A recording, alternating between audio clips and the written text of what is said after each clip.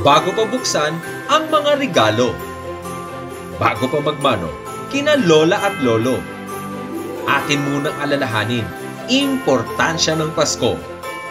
Kami ay natutuwa at kasama namin kayo dito sa Jesus Reigns Forever International Ministry. At para tayo ay gabayan, for today's service, ibinakikilala ko ang ating anointed speaker, Pastor Walter Iko. Make this December a month to remember. Enjoy the service!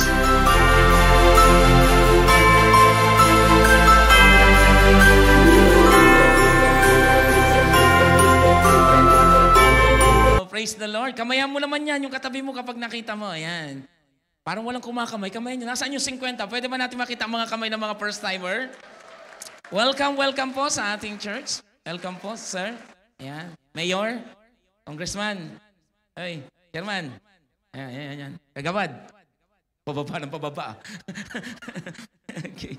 Praise the Lord. So glad to see everyone. Praise the Lord. Sabihin mo sa katabi mo, malapit ng Christmas. Wala pa yung regalo mo. Come on. Okay. Hallelujah. We're so excited. Ambience talaga ng December. Ano yan? Napakaganda. It's all about giving. It's all about gifts. It's all about the celebration.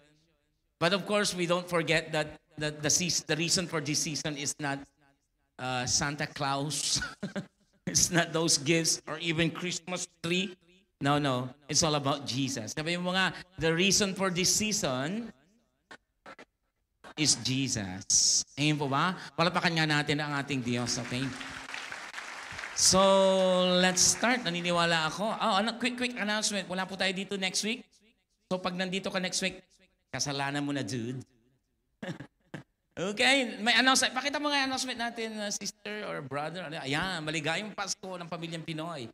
So, we'll be having our Christmas party, family day natin on December 22. Next week na po yun. Sa football field beside Pakistan Auditorium. So, doon sa Pakistan Auditorium po tayo. Sa mga hindi nakakaalam po, nasa ano po, Burdubay ba yun? Or, tama ba? Odmeta.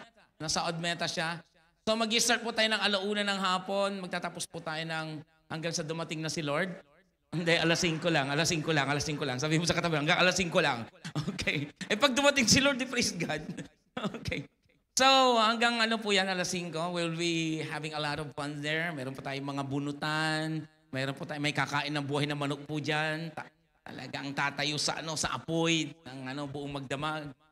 So, marami tayong dyan, pakulo. So, sabihin mo sa katabi mo, bring your friends and your family. So, let's invite, of course. Amen. Napakasarap, yan. And then, quick announcement also, ang midweek na natin, next year, hindi na po dun sa Gigi ko, okay? Dito na po magagari ang midweek na rin natin. So, sa mga umaatin na midweek, yes! And we are blessed because dito dating gaganapin yung midweek din natin. So, kahit nadalhin nyo yung buong barangay nyo, pati si Kapitan, kumulong-gulong dito. Saka natin, hindi na chair, pahiga. Kasi sa sobrang dami. Maluwang naman na kung doon sa Gigi ko dati, ganito tayo. Ngayon, hindi naman. Nakahiga po kayo, may mga bed po kayo na atin. Diretso tulog na po yon. Ayan. Pagkagising mo, maliwanag na. Okay. Amen. Nandiyan po ba tayo? Okay, let's start. Di na natin patatagalin pa. Pwede ko ba ang inayahan na tumayo po ang bawat isa muna sa atin? Tutuloy natin ating series. Probably this is my last series. Pangatlo na po ito. Pastor, pangalawa pa lang yan Yung part ko nung Thursday. So, tinuro ko nung last week, iba, Sunday. Nung Thursday, iba rin yung tinuro ko. Ito, part 3 na to. So, sa mga hindi po naka-attend nung Thursday, okay lang yan. Sabi mo sa katabi mo, okay lang yan. Ayan, huwag kang magtatampo, okay? So, part 3 na po tayo. This will be interesting. And of course, it is a powerful, po ito. Preaching once again. May the Holy Spirit be with us. Okay. So, Glorious Birth, Part 3. Basahin nga natin yung pag-uusapan natin. Written in chapter 2 ng Luke. Okay. Ayan. So, 7 verses lang yan. Samahan niyo akong magbasa. So, yung katabi mo, pag hindi nagbabasa yan, unawain mo, baka hindi talaga marunong yan. Sign language lang. 1, 2, 3, go. In those days, sige, lakas nyo.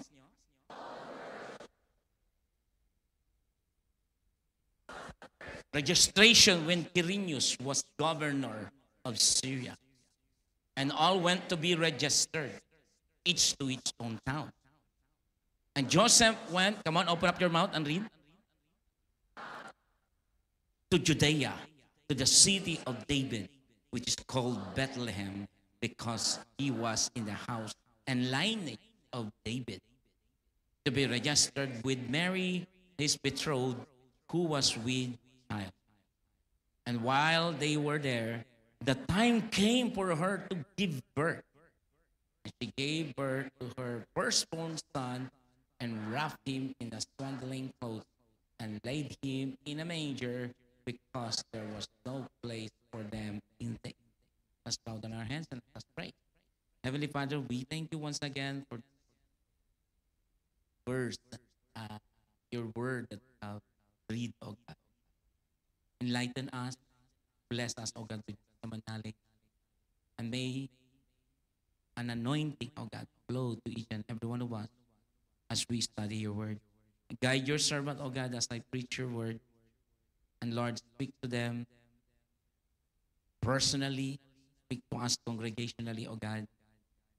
And may your Holy Spirit be the one who will preach to each and every one of us.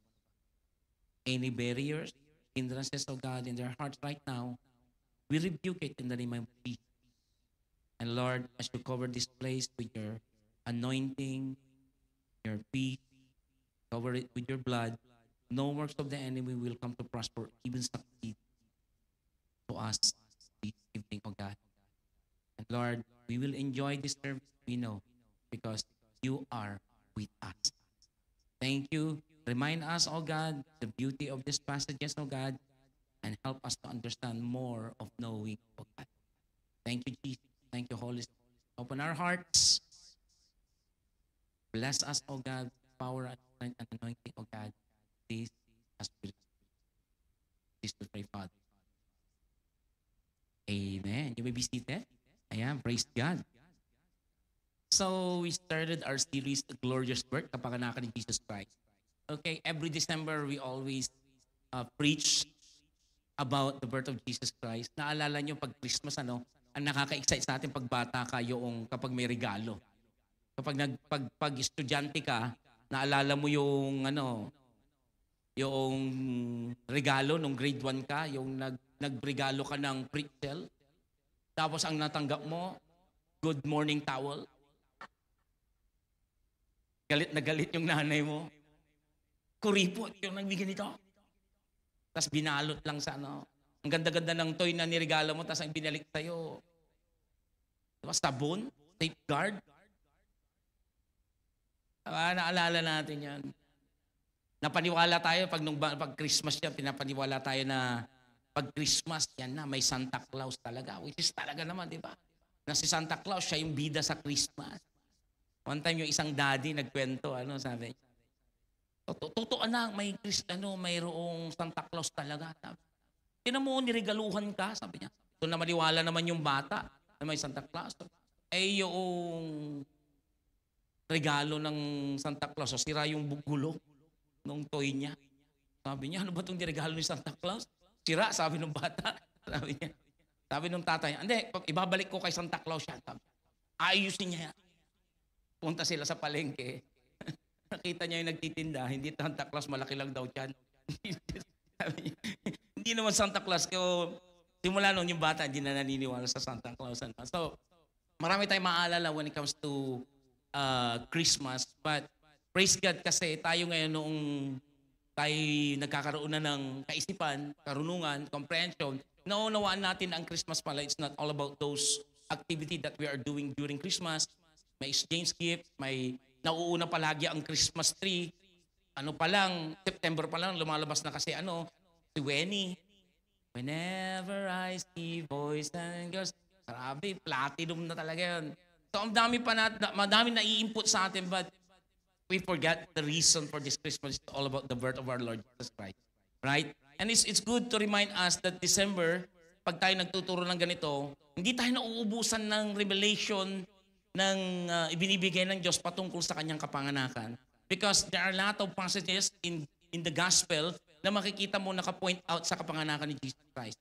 And every verses, every chapter na makikita mo ang kapanganakan ni Jesus Christ ay pinapakita rito ang character ng Diyos sa atin. So this part 3, join me na aralin po itong natin, pag-aaralan natin. Sabihin mo sa katabi mo, sa gabing ito, matututo ka ulit. Okay? So, umpisahan natin sa chapter 2 ng Luke. Bigyan ko kayo ng background dito. Sabi niya sa verse 1, balik natin sa verse 1, on those days, a decree. Sabi mo, decree. So what is the meaning of decree? Decree is kasulatan or isa po itong utos ng hari o emperor. Kung mapapansin nyo dyan, it was in those days, a decree went out. So may inilabas na isang kautusan ng isang emperor na nagngangalang Caesar Augusto. Sabi mo nga, Caesar, yan po yung kapag pagkakain ka. Okay. Caesar salad yun, okay? Caesar Augustus. Sino ba si Caesar Augustus? Para ipakilala ko sa inyo. Siya po yung, kung sa history, alam niyo po, Octavian. Octavian. It is the first emperor of Roman. Ang Romans noon, nung ano yan, sila po ang naghari sa panahon ni na Jesus Christ, o before pa ni Jesus Christ, pinaghaharian po ang Roman Empire ng iba't ibang state na tinatawag. It is like a republican na tinatawag. Republic state or Republic Senate of Romans. Which is ang ibig sabihin nun, iba-iba po yung naghahari, iba-iba yung mga nagli-lead sa kanila. Pero nung dumating na, inappoint na po ng Roman Senate si Augustus, ito yung taong ito, binigay sa kanya ang supreme authority as an emperor. So, he became the first emperor of Roman. Okay, sa history natin makikita nyo yan. So, ano ba yung kahalagahan nito sa bakit isinulat dyan? Pakita mo yung verse na yan. Ang sabi niya rito, in those days, a decree went to Caesar Augustus to all the world. So, mayroon akong tinignan dyan na all the world na yan, should be registered. Yung all the world na yan, hindi po yung buong mundo, not necessarily buong mundo. It was the world of Roman. Kung saan lang yung nasakop ng mga Roman Empire, which is included the Europe, some parts of Asia, and some North Africa. North Africa. Yun ang nasakop nila. So, nagpa-census po sila, at nagpa-register po sila to the reason, kasi nangyari na po yung tinatawag nating Pax Romana. Sabi niyo, Pax Romana. Baka hindi niya alam yung history, of course. Paalala ko sa inyo, may tatlong very significant na bagay bakit si Jesus Christ ipinanganak ng mga panahon na to. Magtataka rin ako, tinatanong ko, bakit hindi lang panahon natin? O kaya hindi na panahon ng Old Testament? O panahon ng iba't ibang mga timeline? Pero bakit dito pa sa time na to ipinanganak si Jesus Christ? And there are 3 reasons, good reasons, bakit dito siya ipinanganak. Number 1 reason is the word, the Koine language, or the Koine Greek na tinatawag. Binanggit ko po ito ng Thursday. The word Koine Greek is the most powerful language during those times. Ito na po yung tinatawag nilang international language those times. Kung ngayon ang international language natin magkakausap tayo sa buong mundo, English probably. Right? Kahit halos ka po saan pumunta, maraming marunong na rin mag-English. Right? Sa Pilipinas, ang communication natin for the whole Philippines ay Tagalog. Right? Kahit na Bisaya ka, pag pumunta ka sa Pangasinan, pag nagtagalog ka, maiintindihan ka. Right? So ang Greek, napaka-powerful na language na to nung time na to, the Koine language, dito na nag-spread mightily. Now, anong kinalaman nun sa gospel, ang impact nito sa gospel, nadala na ngayon yung word of God, yung salita ng Diyos, mas easily sa iba't ibang mga location. Na kahit na Bisaya ka, pag tinagalog kita ng gospel, maunawaan mo. Ngayon, yung kapareha mong Bisaya, pwede mong Bisaya sa kanya ngayon yung language. Ako naman na Pangasinan, dadaling ko ngayon yun, nakausap ako ng Tagalog na missionary, i-explain ko naman sa mga hindi marunong mag-Tagalog, taga-Pangasinan yung gospel. Kaya na-spread ng easily ang gospel noong unang panahon na yun. Kaya kung papansin niyo, ang Bible nasulat sa sa New Testament, Greek. It's a Koine language. That's the number 1 reason. Pangalawang reason ay tinatawag nating infrastructure. The Roman roads. Dito nag-umpisa ang tinatawag nating pagpapagawa ng magagandang mga daan noong unang panahon. Naalala yung thirsty, infrastructure, nahihilo ako. Mga daan, Roman roads ang tawag natin dyan. Nabuo ngayon yung mga daan. Hindi na dating ang daan kasi puro tubig, paglalayag, pag-ano sa mga mountains. Ngayon, ang ginawa ng mga Romans, sila yung pinakaunang-unang nag-imbento ng mga daan. Which, significant yon kasi mas madali na ngayon dalhin ang gospel. Na idala nila sa Europe, nadadala nila sa Asia, nadadala nila sa Africa. Kasi may daan na. Sila ang nag-imbento niyan. At paano sila nagkaroon ng ganong klase? Because of the census. Ang census, gamit ang census, once sila gamit ang census nila, bakit sila nagpa-register? Para malaman nila ang dami ng tao. Malalaman nila kung gaano kadami ang kanilang mga kasamahan. At including sa mga nasasakupan nila kahit na anong lahi mo. Kung lahi ka ng Hudyo, pabalik ka sa lahi mo ng Hudyo. And they also encouraging them to join them in their military aid na tinatawag. Kaya maraming mga Hudyo sumama rin sa mga Roman. Naging sundalo sila doon. But of course, they are not required. Pero ang required sa mga Hudyo, alam niyo kung ano yan? Sabi niyo ano yan? Tax.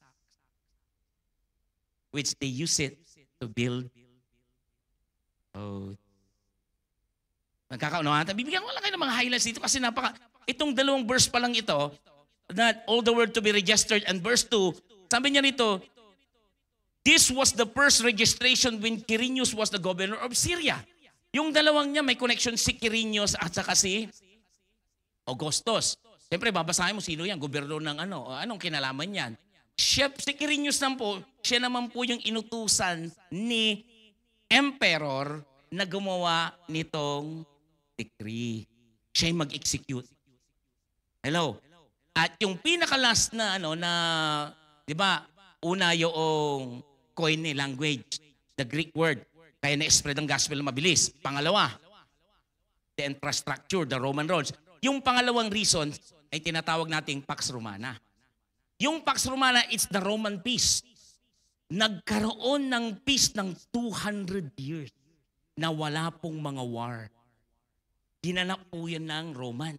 Na noong unang panahon, puro yan, pagsasakop. Ang ginawa ng mga Roman Empire, sakop dito. War. Hanggang sa dumarami na ang kanilang nasasakupan, ang ginawa ni First Emperor, idinikri niya na magkaroon ng Pax Romana, which is the Roman peace. Which is significant, nadadala na ngayon ang gospel, kahit dala-dala mo yung gospel, walang pipigil sa iyo. Nagets niyo? Kaya, it is very important sa kapanganakan ni Jesus Christ ito, dahil libre na ngayon na idadali ng mga message kahit saan. Of course, there's still time na kung saan nape-persecute ang mga Christian, but this was the time na kung saan ang Pax Romana nakatulong ito sa salita ng Diyos na naikalat. Sabi niya rito, verse 2, I hope you are following me. Ano pa lang yan? Information pa lang yan. Very important. Kasi kung babasahin mo siya, parang wala kang matutunan. But actually, it was a very important, po ito. Verse 2, this was the first, registration of Quirinius was governor of Syria. So siya po yung tumulong, siya po yung inassign ni Augustus na mag-execute ng registration. At yung registration na to, it was a God's perfect timing according to God's perfect time. It may seem na parang bakit? Alam niyo po, kung titingnan ko po itong kaganapan na to, going back to Mary and to Joseph, na nasa ibang lugar po sila, they were in Egypt, that they will go back to their, pinabalik sila ng Lord, at nung pagbalik nila, mayroon pang kaganapan na ganito. Ang hirap, kasi buntis dito eh. And to travel miles, na buntis si Mary, visible na siya eh. May problema dito. Mayroon pong pressure, mayroong inconvenient po sa mag-asawa to eh. Because they are fulfilling a prophecy in their life. Na inutusan sila ni God through angel, Joseph, Mary, pumunta kayo, bumalik kayo na ngayon doon. Naalala niyo, tinuro ko last week? Bumalik kayo ngayon doon sa Bethlehem kasi yung papatay dyan sa bata, tsugi na. Patay na. Right? Ngayon, nung pabalik sila during the pabalik na to, ito pa ang nadatnan nila.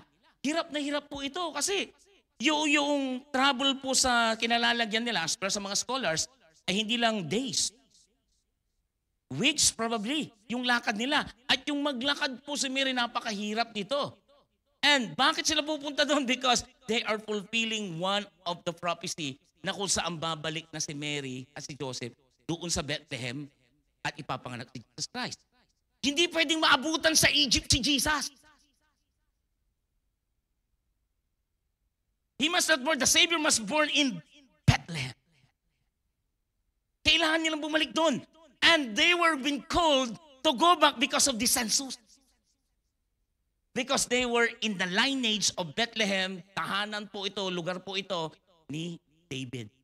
Which is lineage po yan. Ang ibig sabihin yan, tribal or tribe. The 12 tribes of Israel. Na kailangan kapag lahi mo, ang mga Hudyo may lahi-lahi yan, the 12 tribes. Bumalik sila sa kanya-kanya and Jesus Christ's tribe is in Judah because he is called the Lion of Judah. Lineage na yan. Abraham, kung titingnan mo ang genealogy niya, nasa part na po ni Judah. Papuntahin kay David, hanggang sa tatay niya si Jesse, yan lineage nila. Kaya kailangan nilang bumalik doon sa mga mismong tribu nila. Right? But tumaan sila sa napakatinding pagsubok ang mga to.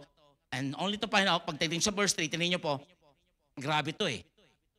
Pinulfill lang nila yung katuparan ng salita ng Diyos. Verse 3 to 5, basahin ko lang na mabilis ito. And they went to be registered in each town. Bumalik na po sila. Verse 4, and Joseph went up from what? From Galilee, from the town of Nazareth, to Judea, to the city of David. Yan sinasabi ko, the city of David. Which called Bethlehem. Because he was in the lineage of house and in the lineage of yan. So tama. Pinulpil lang nila yung propesya dito na bumalik sila dito sa tahanan nila mismo o bayan nila mismo. And what is the reason? Verse 5, to be registered with Mary, his betrothed, who was with child. Joseph was meant to return to Bethlehem in the city of David, in this lineage. Napakahalaga nito dahil si Mary at saka si Joseph dito were not yet fully married this time. At pag bumalik po sila doon sa lugar nila, magiging issue. Maraming kismosa doon. Manganganak na hindi niya na maitatago yung tiyan niya. Paside. Dito, Cuba. Di niya na maitago. 9 months na to, lalabas na si baby. And they all know that Mary and Joseph is not yet married. And they will be socially bash siguro di pag mayroong mga nakita mo ba si ano? Hello. Mary was visibly pregnant this time. Pero alam niyo natutunan ko dito? This was the highlight of faith of Mary and Joseph. You know why? They risked their lives to fulfill their God's purpose in their life. It was a perfect message to all of us that sometimes God is giving us to obey something that it highlights our faith and obedience in God's word. May tanong ako sa iyo ngayon. Darating, tinatanong, meron bang sa buhay mo na pinapagawa ang Diyos tayo ngayon na kailangan mo mag-step out sa faith mo? Because I do believe their journey na napakalayo ay yung tinawag si Joseph at si Mary dito to fulfill the commandment of the Lord sa kanila so that Jesus will be delivered in the land of Bethlehem, in the town of Bethlehem. And God's plan often involves stepping out of faith. Sila, nung tinawag sila, pwede nilang pag-usapan, pag bumalik tayo doon, baka naman patayin ka, Mary. At ako rin mismo, alam ko naman mali pala itong ano ko, bakit? Alam mo, nag-step out sila sa faith dahil alam nila, utos ng Diyos yung pinapagawa sa kanila. Do you have the same case right now? Na mayroong sinasabi ang Diyos sa'yo that you need to step out on your faith. And you need to obey it. Because this is the highlight of your faith. Whether you fast or not. And Christmas is a reminder to you that stepping out of your faith is like Mary and Joseph. that they fulfill God's commandment in their life. And they did. Mayroon ba isang bagay na gustong ipasunod sa iyo si Lord na ngayon kinakailangan mong patunayan talaga sa Kanya? So whether, Lord, kahit ano mangyari, I'm going to step out of this faith. Remember Peter? He jumped with the water. Remember Abraham? Ialay mo sa itaag to, no? They were only sons. Ang sabi niya doon sa mga katulong niya, stay here with the donkey, and I will go there with Isaac and offer and worship to the Lord, and I will come back. That's faith. Ialay niya ang anak niya, pero hindi na dapat siya bumalik. David, being a young man, sabi niya doon sa hari, Saul, ako na lang makipaglaban dyan sa dituling higante na yan. That's what you call stepping out your faith. Maybe this is a call to you that you need to step up your faith. Maybe it's in your finances. Maybe in something in your life, trabaho mo, na sabi ni Lord, umalis ka na dyan, anak, I'm giving you an opportunity. Maaring may pinapagawa sa iyo ngayon ang Diyos that you need to step out on your faith. Challenge yourself. Because when God said so, stand up on His word and He will do the rest for you. Dito ka masusukat kung gaano ka talaga nagtitiwala sa Kanya. And even sometimes it risks your life, but don't worry, hindi ka pababayaan ng Diyos pag Siya ang naggabay sa iyo. This is what happened to Mary. It's a message to all of us that God's plan often involving stepping out of faith. Even the circumstances are difficult and misunderstood by everyone. It's a challenge that to trust His guidance just like Joseph and Mary. Ayan po ba? Sabihin mo sa katabi mo, may pinapagawa ba si Lord sa iyo? Step up on your faith. Di ka pababayaan ni Lord. Lord, pag binitawan ko si Prakash, may darating bang ahakmad? I don't know. Pag binitawan mo ba yung business na yan, transaction na yan, Lord, ito yung pinakamalaking kikitain ko. Anak, let it go. Let it go. And once again, many more. Let it go. Sabihin mo sa katabi mo, step out on your faith. In your faith.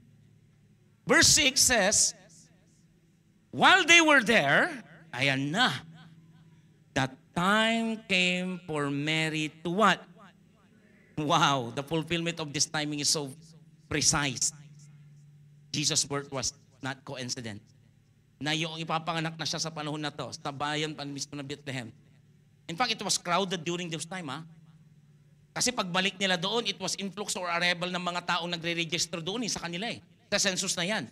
So that's why it explains yung mga tao doon, walang mapasukan si Jesus Christ. Si Mary sa si Joseph, right? Why there's no room? Why there's no space? Why? Because ang daming taong nagsidatingan doon sa lugar nila. Ang daming nag-check-in. Ang daming mga pumunta sa mga iba't ibang mga inn. At noong sila nakahanap ng lugar nila, wala talaga. Wala talaga. At ang sabi niya rito, it was the time, at ang sabi niya, verse 7, and she gave birth to what? She gave birth to her firstborn. Wow. Ito na yung Christmas. Ito na yung kapanganakan. And wrapped him in a swaddling clothes, laid in a manger because what? Because what? Pakibasa. Pakibasa ng 3 beses.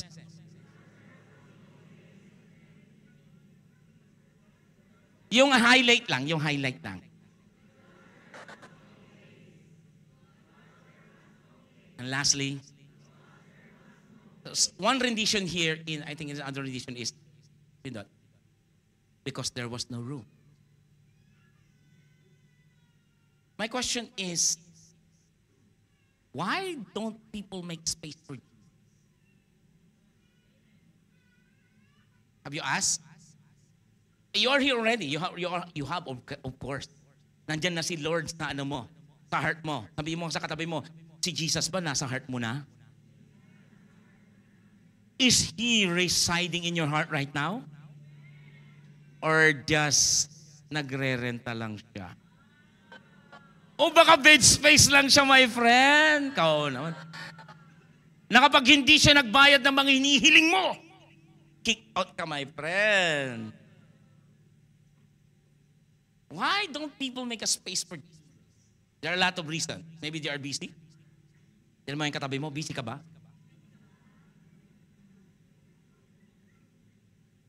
Kala ko bomba. Kala ko yung choknat. Paborito ko, kaya napilitan. Na-temp. Choknat ba to? Okay. Maaring busy. Some of your friends right now, you are asking them to join you in here in the church, right? And they told you what? I'm busy. And some of them are distracted. Some of them are medyo may pagka-asta. They are self-sufficient. Busy ako ngayon, mas may priority ako. They don't prioritize God. Or some of them maybe they are so prideful. Hindi ko kailangan ng Diyos. Maybe. Why don't people make a space for Jesus? There are a lot of reasons. Maybe they are lack of awareness. Wala naman nag-share sa kanila. Maybe some of them are so fearful to change na kapag pinasok nila yung Jesus, born again, pag nasubukan ko na yan, ang dami mo isasacrifice dyan eh. Dami mo, pati pera mo, kailangan mo magbigay dyan. Tapos lagi ka sa hotel group, lagi kang, dami. Ang daming sacrifice kapag nag-born again. Tama ba? Yung iba naman, hindi na siguro sacrifice, takot sa cultural and social pressure na, born again ka na. Hindi ako, nag-wait lang ako dun. Pinagbigyan ko lang kasi makulit. Di ba dati, ikaw yung dati, na sinabihan na gano'n, na nagsasabi dati, pero ngayon ikaw na yung nag-i-invite? Ikaw na yung makulit ngayon na nag-i-invite? Sino rito yung nangyaring gano'n?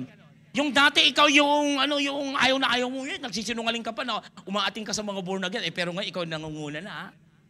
Wow, sabihin mo sa katabi mo, praise God sa buhay mo. Sa mga first timer, nauto ka ba? Na sinabi sa'yo, may papajalibihin kita. Wa?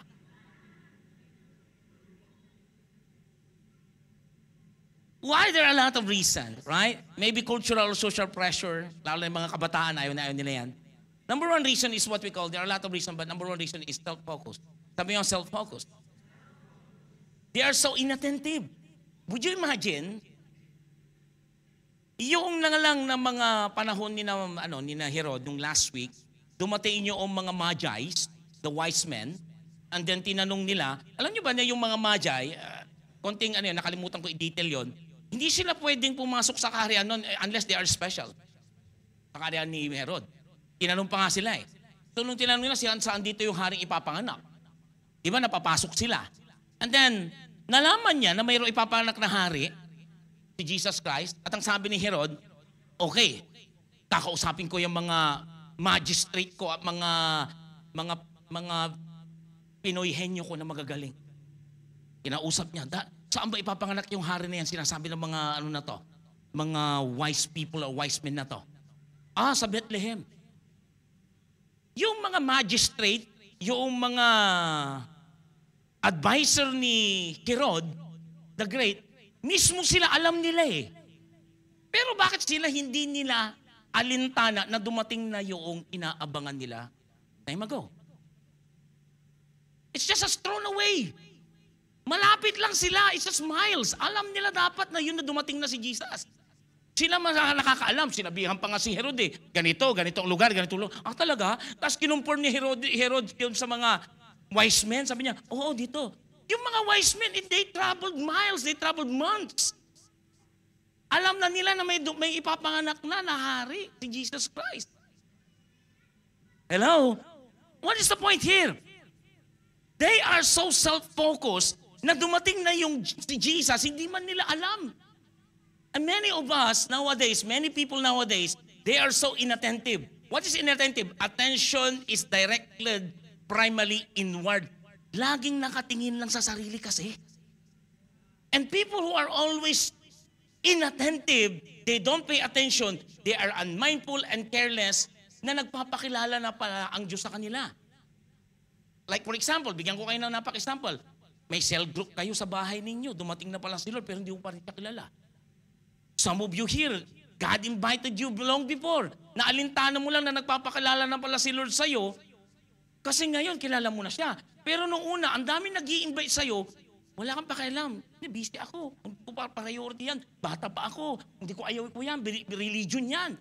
Pero dumating na si Lord sa buhay mo, hindi mo lang pinapansin. And how many times we invited people and they have these excuses and they will tell to you, oh, yeah, busy ako. No, because they are not paying attention that God came already, Jesus Christ arrived in their life, nagpapakilala na ang Diyos sa kanila, but they are so unattentive. Hello? They don't recognize that. Si Jesus Christ, naglalakad siya. This was the day na si Jesus Christ, He was being crucified, He died on the cross, He rose again, and then 2 of His disciples were walking in the road of Emmaus. Sabi niyo, road of Emmaus. They were walking. Nag-uusap sila.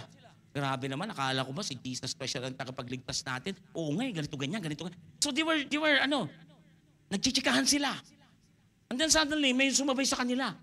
Not knowing si Jesus Christ yun. Tapos kinento si Jesus, nag-Jesus ko sila kay Jesus Christ. Ikaw lang bang di nakakaalam mo, pinagkukwentuhan nyo, sabi ni Jesus Christ. Ay naku, ikaw lang bang, taga saan ka ba? Saang planeta ka ba galing?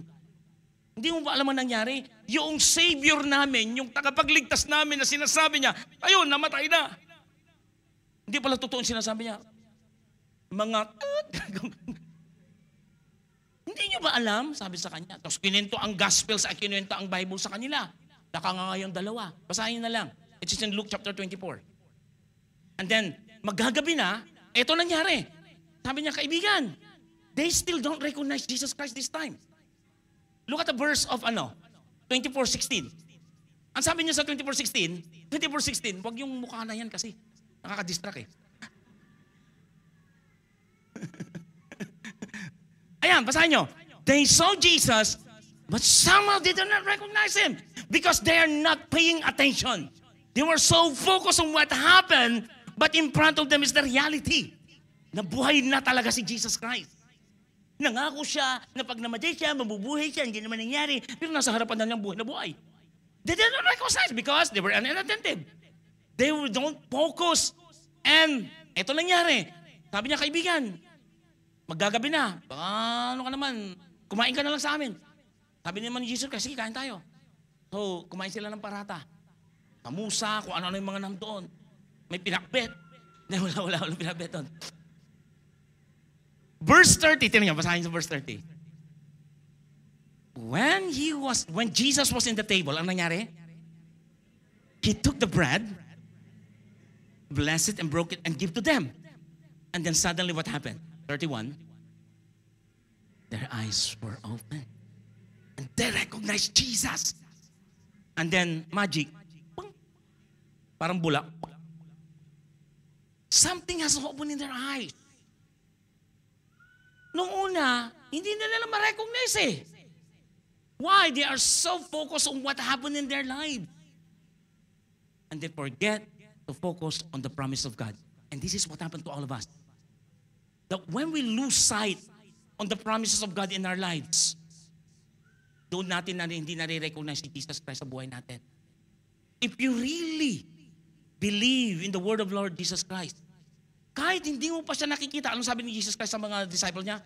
Mas mapapalad ang mga taong hindi ako nakita, naniniwala sa akin, kaysa mga tulad ninyo na nakita ko sa kalangan wala. You are blessed, kapatid. Nandito ka nga, naniniwala ka kay Jesus Christ eh. Naniniwala ka nga, Savior mo siya eh. Naniniwala ka nga, Lord mo siya eh. Hindi mo naman siya nakikita. Pinagsasabihan ka lang ng mga cell group leader, naman yung pastor na katulad, naniniwala ka namang may Diyos. But that's what we believe. We recognize because of His Word. Because of the Word that we are receiving. Dahil sa salita ng Diyos na nare-receive natin. Naniniwala ka ngayon, may faith ka na may Diyos talaga, na totoo si Jesus Christ sa buhay na tulay because you read the Word of God. You hear the Word of God. It connects to those people. Hindi nila alintana na si Jesus Christ na yung kasama nila because they forget the promise of God, they forget the gospel, they forget the word of God. Kaya nagsalita si Lord ng kwento ng Old Testament, ganito, pinaliwanag. Kaya nung nangyari sa kanya, noong itinaas niya na yung bread, they recognize, ay, si Jesus yun. Hello. Many of us are so self-focused that we tend to forget the promises of God in our life. Nakapokus ka masyado sa problema mo. Nakapokus ka masyado sa nangyayari sa life mo.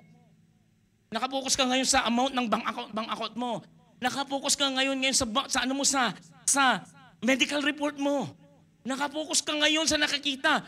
But it takes stepping out of faith to believe on the Word of God than what you see. Anong ibig sabihin nun? Hindi ko rin alam. Paala na kayo. No, it takes faith to believe na nakikita mo tatay mo lasinggero, pero nakikita mo ba na siya nagtataas later on ng kamay niya na, praise the Lord, hallelujah?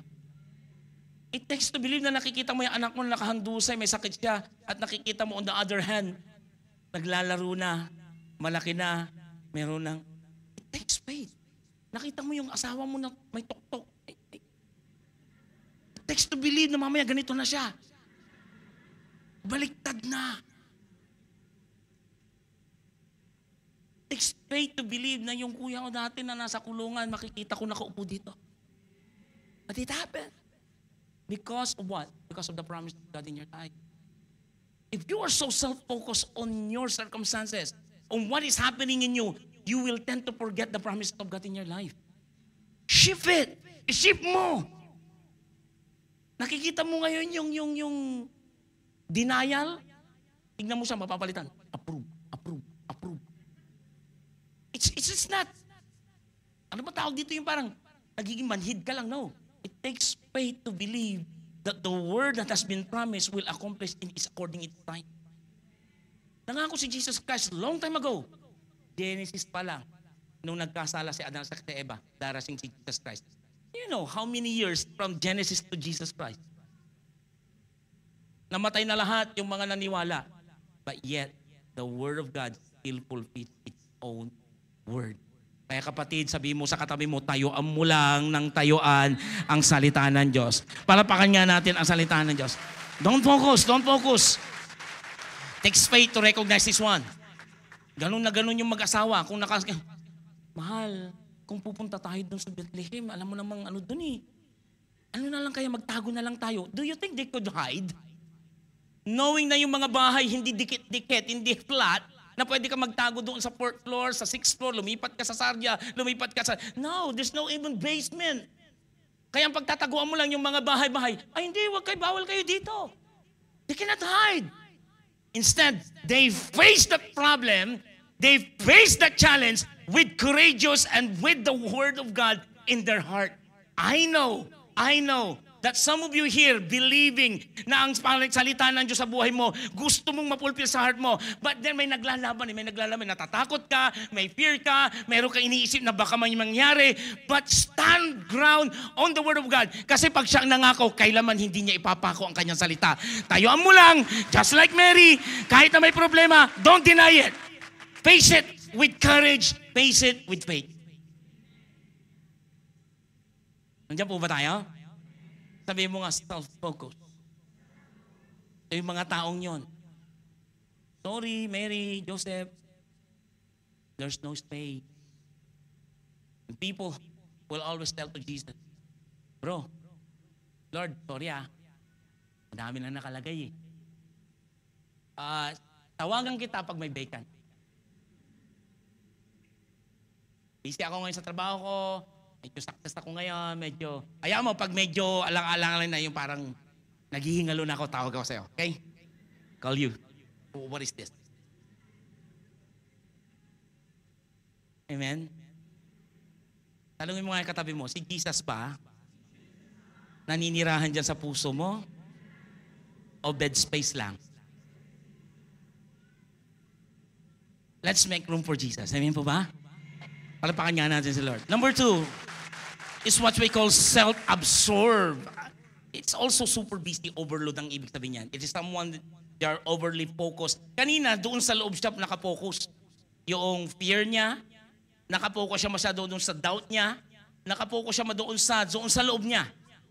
Pero ngayon, ang self-absorbed na tinatawag, they don't make room for Jesus or space kay God because of their super busyness. They are overload. And they are always focused on their own task outside. Kanina, inside. Ngayon naman, outside, nakapokus sila. Busy sila sa kanilang mga business.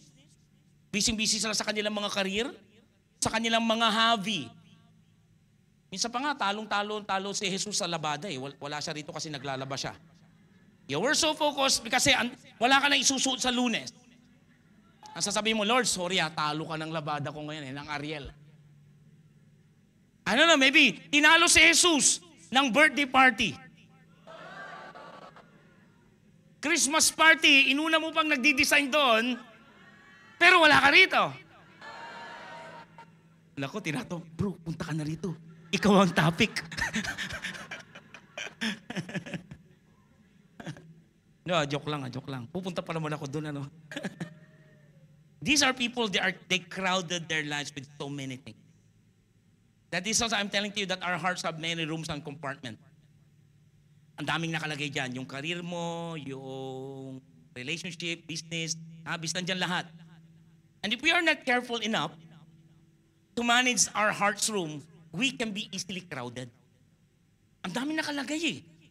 And crowded means we are full or filled with many things. We are so self-absorbed. Nasubukan nyo na bang magtrabaho na maraming kalat? Sino sanay dito? Sa office niya. Huwag mo na itaas ang kamay mo.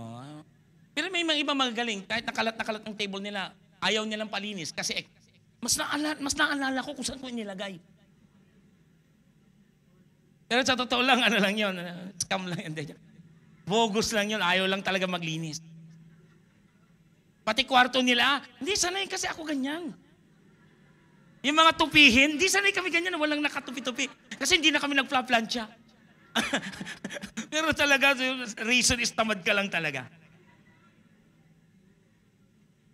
Nasubukan nyo na ba yung crowded nga, sabi ko, kakain ka sa lamesa, hindi mo mailagay yung kaldero mo, ingat na ingat ka kasi salad master, baka mahulog. Diba? Nakitanggal nga yung kalat. Di ilalagay mo ngayon. You see, people don't make space or room for Jesus kasi their hearts are full and crowded with so many things. Kahit na anong pilit mo sa kanila, bro, pwede ba ka ma-invite na ano? Bro, sorry meron akong mga appointment ngayon na hindi ko maibigay. So don't get me wrong. We were once there. I was invited year 2000, December, 1999, December.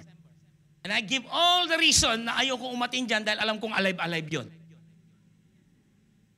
And then, isa lang ang nakapag-invite sa akin. Sabi niya sa akin, may pagkain. And it was my lunchtime. Kaya sabi ko, okay kakatipid ako. Sabi ko, kasi may lunch doon. Pagdating ko, nanigarilyo muna ako. So pagkatapos ko nila, balik ako doon. So nag-share na yung payat na pastor. Sabi niya, mas gusto pa ng mga kabataan ang magdala ng sigarilyo at alak kaysa Bible. Sabi ko noon, oo naman, kakaiba. In my mind, kayo naman. Alam ko sabi ko, oo naman. Alam ko sabi ko, asa na lang. And then, of course, yung pinunta ko doon, naabangan ko na. Yung nag-invite sa akin, nanap ko, please, saan yung pagkain? Only to find out that, yun na yun. Ayan na yun. I got scammed.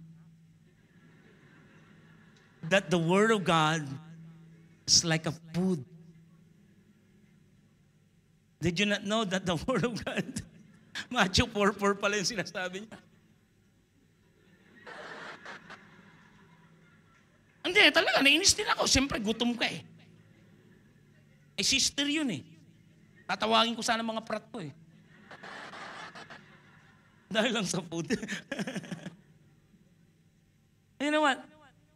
People don't make space or room for Jesus because they are so self-absorbed. And knowing that we are here in Dubai, UAE, are all preoccupied with your job. Gusto mong kumita ng konti. Gusto mong kumita ng medyo para makabawi-bawi naman. Of course, ayaw mo rin ng puro katrabaho. Gusto mo rin ng mga happy-happy. Ba? And sometimes when we are invited to just like this gathering, ayaw nila. Kasi ang nasa isip kagad nila, the religion. And you will tell to them, I'm self-absorbed. I'm swamped with a lot of things in my life. Busy ako. Ay, Kitty. May anak ka? Si May. Ay, iko rin yan. Anyway, look up here. Look at this verse. 1 Corinthians 2:14. Basahin niyo. Yun. One reason why these people doesn't want space in their life is not just because of self-absorbed reason or not only ang tawag natin doon, yung una natin, reason natin, it's not self-focused. The reason is they are unspiritual person. Unawain ninyo na yung mga taong ini-invite nyo filled with rooms already. And you are just asking them, Lord, bro, baka mayroon ka bang extra space niyan para kay Lord? And they always tell to you, itong sagot nila, I have no room. Busy ako eh. But for you to ask this question, ay, dito tayo magkakatalo. Binigyan mo nga na ng space. Ito maunawaan natin ng mga unbeliever, they are unspiritual person who has no room for the gifts of God's Spirit. To Him, they are fully. Kahangalan talaga yan, religion lang yan. He cannot recognize them because their value can be assessed in their spirit. Patay naman sila eh. But for you na nakakilala kay Lord, for you that you have space in your heart, that you are telling to me na si Jesus Christ, He is my Lord and my Savior, but yet, you don't have a time to the Lord. But yet, you are so self-absorbed. Ang dami mong kinabibisihan. Punong-puno ka. At wala room na si Lord. Kaya magtataka kayo mga Kristiyano na ang tagal-tagal na at napalayo. Pansin ninyo, ang hirap ibalik.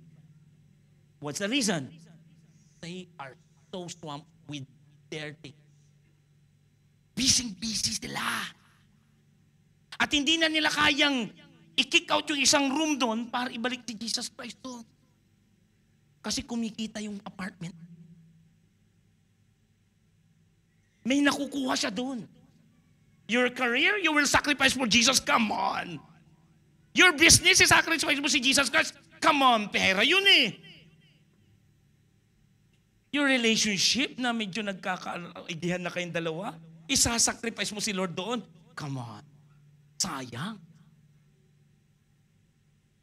Ibang usapan pag Kristiyano ka. You have the most exclusive apartment there that belongs only to Him. Mayroong lugar doon na napaka-espesyal. Pero nakakatakot yung you are so preoccupied. It mas matindi. Nasubukan nyo na magbisita? Sino rito ang mga nagbibisita? Di ba pag nagbisita tayo, pasok ka, halika. Uy, pawis ka, halika. Doon ka. Yan, di ba? Grabe yung pagbibisita. Upo ka, halika. Upo ka. Ayan, dyan.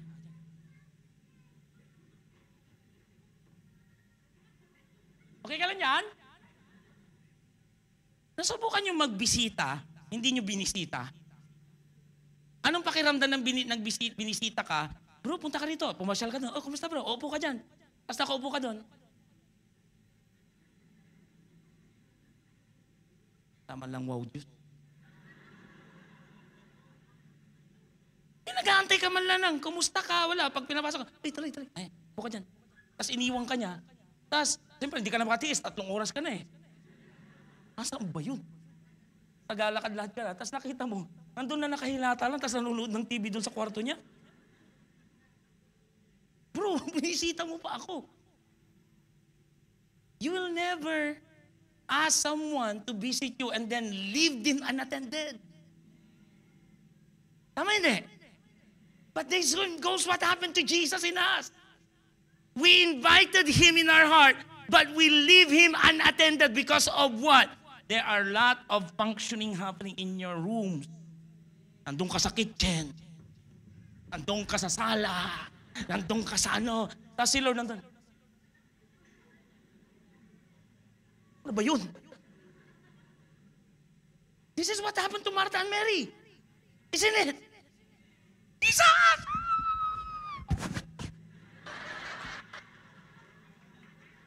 I'm so excited! Hindi ko na-memorize eh. Sorry ah. Yeah, so sorry. May memorize ko lahat yun. They were excited. Makatoy. Kalja. Makatoy. Come. Si Mary.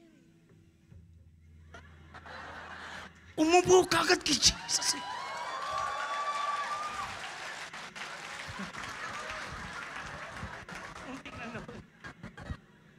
Bacon pa naman yung baka makita nyo. Daming sapatos sa pastor, bacon ang briefs. Hindi, wala. Okay. Si Martha. Mary!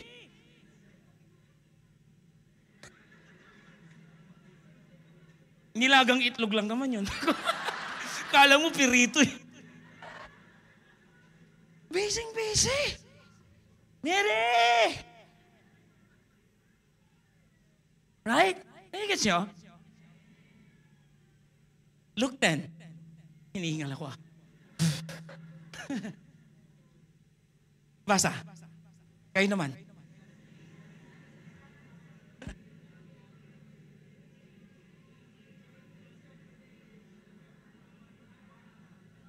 They welcome him into their homes. Wow! Sarap. Sabi ni Lord siguro, uy, ganda gabi.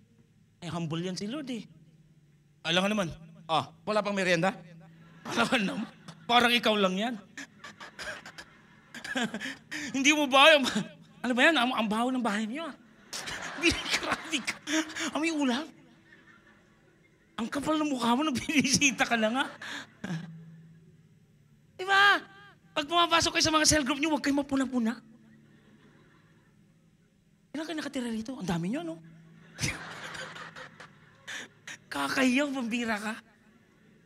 Kung dadayo mo mapapansin, baho ng toilet nila. Ikaw lang, pinapagamit nila yung bahay nila ng cell group na lang. Dami mong puna. Siyempre, nandun si Lord, umupo. Nandun na kaagad si Mary, si Martha. Si Martha? Lord, busy. Ganun ba? Nagtuturo na si Lord. Ano nangyari? Tignan mo. They welcomed Jesus in their home. Her sister Mary sat at the Lord's feet listening to what he taught. Nagtuturo na. Service na. Nandoon pa sila nagkwikwentuhan sa likod. Diyan sa likod. Doon, Doon, natutulog. Nagtuturo na si Lord. But Martha, what? What? Sabi mo, distracted by the big dinner she was preparing. I don't know, ko alam siguro, may igado, mayroong dito, bulalo. Ang dami, parata, talaga. With cheese pa ita. At sabi niya, she came to Jesus and said, Jesus, Lord, doesn't it seem unfair to you that my sister just sit here while I'll do all the work? Tell her to help me. And then the Lord said to her, Dear Martha, Dear Martha, you are worried and upset over all details. The only one thing worth being concerned about, Mary has discovered, and it will not be taken away. Some people welcome Jesus Christ in their heart and leave him unattended. And this is what happened to us. Nandito ka na nga sa church, Facebook pa, malakapakal pa ng space mo. Yung kumbaga sa pie graph, malaki pa yung space niya. Jesus time, pero Facebook time ka pa rin. Sa trabaho mo, you're all preoccupied. That's not wrong.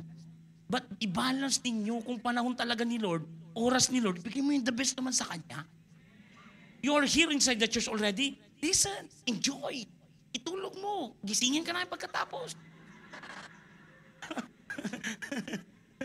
Bait ng church. Pagkagising mo, nasa tundong ka na. Para nakasakay ka na doon sa metro.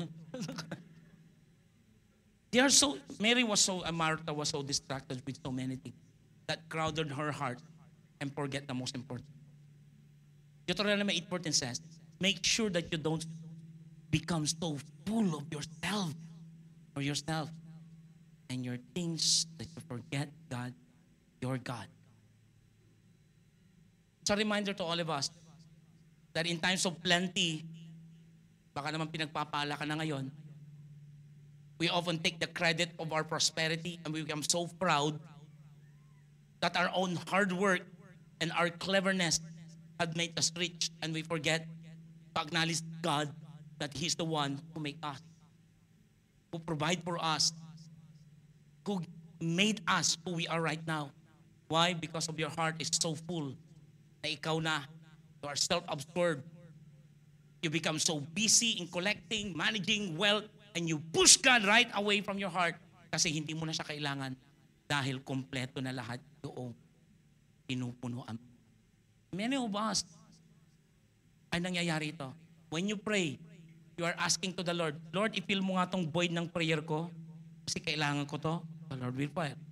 Lord, bigyan mo nga itong visa ko. The Lord will fill. Lord, bigyan mo nga itong finances ko. The Lord will fill. Lord, boyfriend. The Lord will fill. Lord, lahat, hindi nalagay mo. And then later on, mapapansin mo na, Lord, anak, saan ako dyan? Hindi na, Lord. Hindi nga ako. Naghahanap nga ako na providean kita ng space ko eh. And praise be to God kasi nandito ka. Sabi mo sa katabi mo, alam mo ba, yung binigay mong oras, special na lugar yan sa Diyos. Eh, pumapalapakan nga natin ang mga taong ganito. And lastly, self-reliance. A self-reliance, they can manage everything on their own. Hindi ko kailangan ng Diyos. Why people don't make space in their hearts? The reason is they can manage their own life. It doesn't feel that they need an external help from God, including Jesus. They really think that they can manage their own self and they don't need to make space or room for Jesus. And many of them are unbelievers. They are so proud that to seek God in their life. Psalms 10 verse 4 says, the wicked people are too proud. They don't look for God. There is no space or room for God in their thoughts. And of course, hindi na tayo doon. Now you can understand right now, tingin kayo dito, kaya ang hirap-hirap ko minsan mag-invite. And that's the challenge to all of us. You were once there. Na kung minsan yung ini-invite mo parang, Lord, bakit na naman to? Ang inis, nakakainis. Hindi ko ma-invite. You know, kausap ko lang kanina dyan sa labas, sa loob. Sa labas ng loob. Paano ba yun? Sa labas ng kwarto na to, doon sa loob nun. Ang gulo, mas lalo gumulo. May kausap akong tao. Tao siya. Okay. Sabi niya sa akin, alam mo, Pastor, I'm waking up 3 o'clock. Sabi niya, nagpipray ako. And I'm praying for a person, sabi niya. At sabi ng Lord sa akin, invite mo tong taong to. You know what? He prayed for 3 o'clock. And then, nung tatawagan niya na yung taong yun, tinawagan niya. At ang sabi niya, bakit ka nakatawag? Tatawagan kita kasi, sabi niya, tatawagan din sana kita, sabi. Bakit? Sabi niya, aatin ako sa church, sabi. Ayun siya, oh.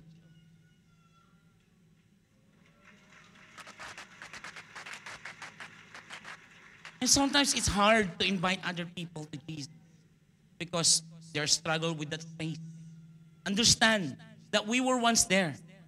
Na kung minsan hirap talaga silang dalhin sa Panginoon, Christmas is a time that the best thing that we can give to the Lord is to bring other people to Him. That's why sabi ko last week, merong regalo na gustong-gusto si Lord na tanggapin sa atin. And today, it's a very, very good gift na ibinigay natin sa Lord. Would you imagine? 40 plus na tao nandito ngayon. Gift from the Lord. Welcome sa mga first-timer natin dito. Praise God sa mga buhay ng mga nag-invite. Praise God, palapakan din natin sa mga nag-invite. You have a room in your heart inviting other people. Praise God sa mga buhay ninyo. And we are looking forward na bumalik po kayo. Dahil bibigyan po kayo ng hindi lang wow juice, tapos tunod gold na po daw. Wow, gold. False hope. Anyway, sabihin mo sa katabi mo, self-reliance. Huwag kang magtitiwala sa sarili mo. Some of you here, nakita ko, inangat sila ng Diyos dito. Pero wala na rin sila rito. Why? Nung nagkasasakyan, instead na dali ng kaluluwa, sabi sa akin, Pastor, pag nagkasasakyan ako, dadala ko ng maraming kaluluwa. Nung nagkasasakyan, hindi na naka-attend. Mas napalayo. Mas malayo mapupuntahan eh. Sabi niya, Pastor, alam mo, pag nagkatrabaho ako, bibigay ko ang paglilingkod ko sa kanya. Yung nagkatrabaho, wala na rin dito. Ba't di ka nang umatin? Busy na ako, Pastor eh.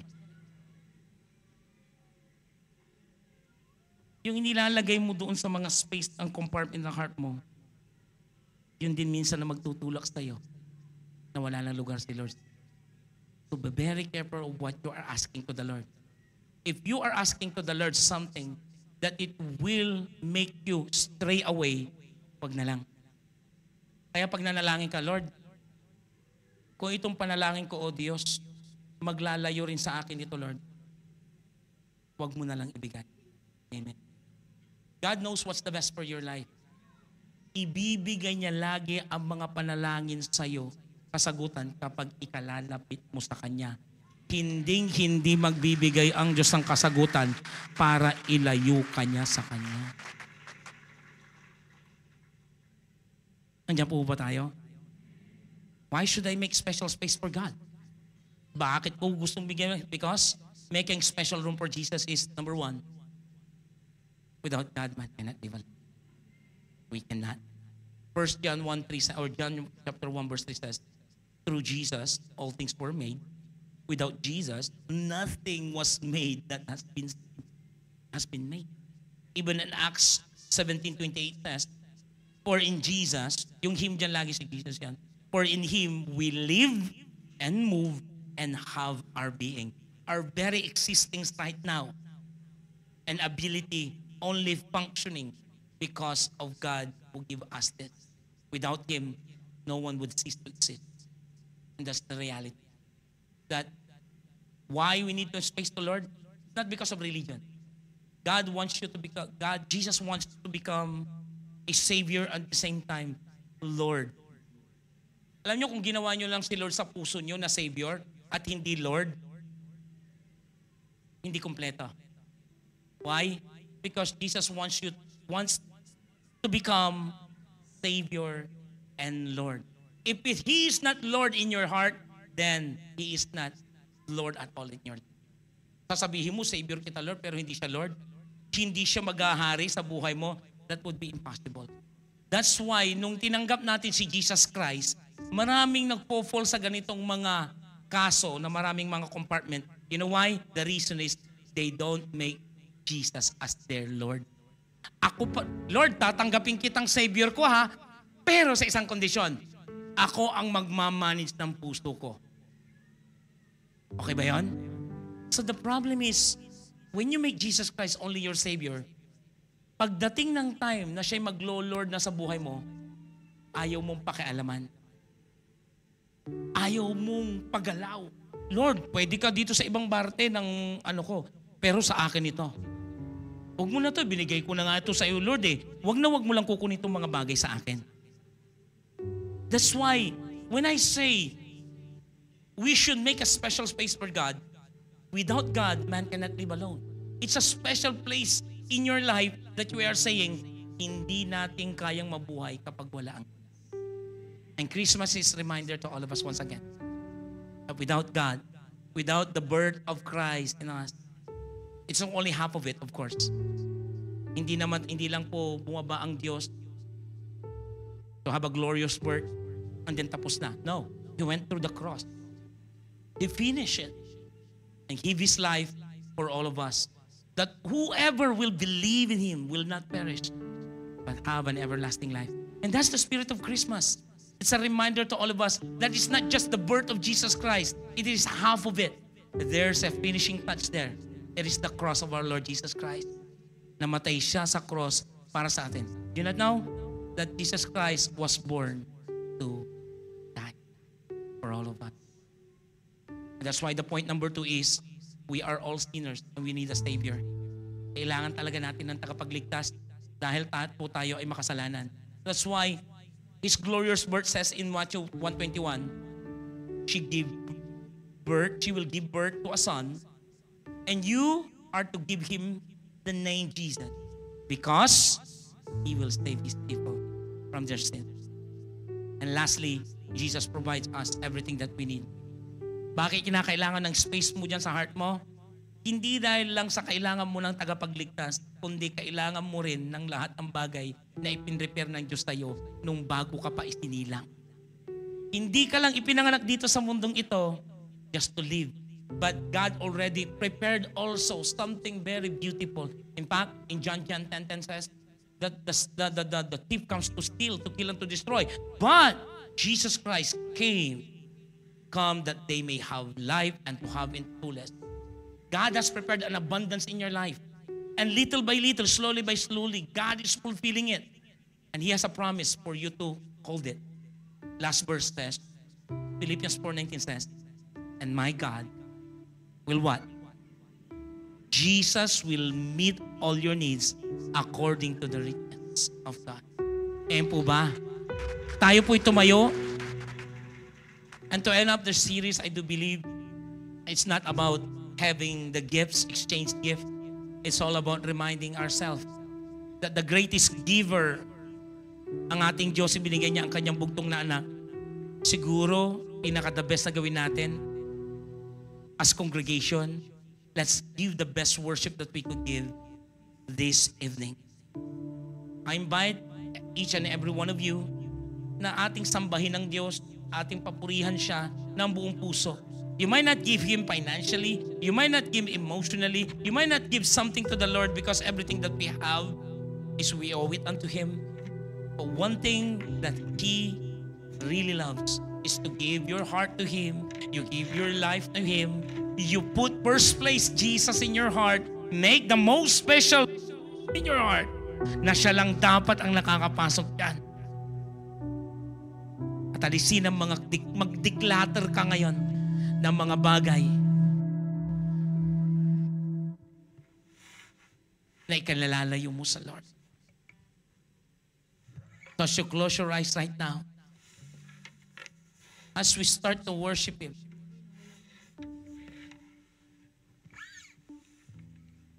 yes, Jesus.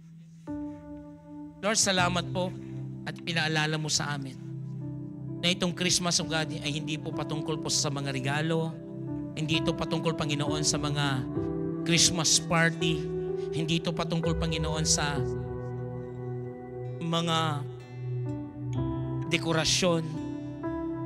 But Lord, it is all about you.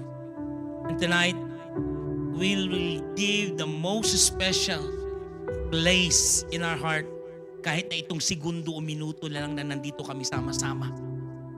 And I'm going to challenge you, not only by this time, pag alis mo, mag-self-assess ka ng buhay mo. Ano ba yung mga nagiging kabisinihan mo na ikinalalayo ka sa Diyos? Ano ba yung mga bagay na ikinalalayo mo ngayon sa Diyos? Remove those things. Are you sometimes so proud na hindi mo kailangan si Lord? Remove those thoughts. Because none of us will exist without the very God who created us.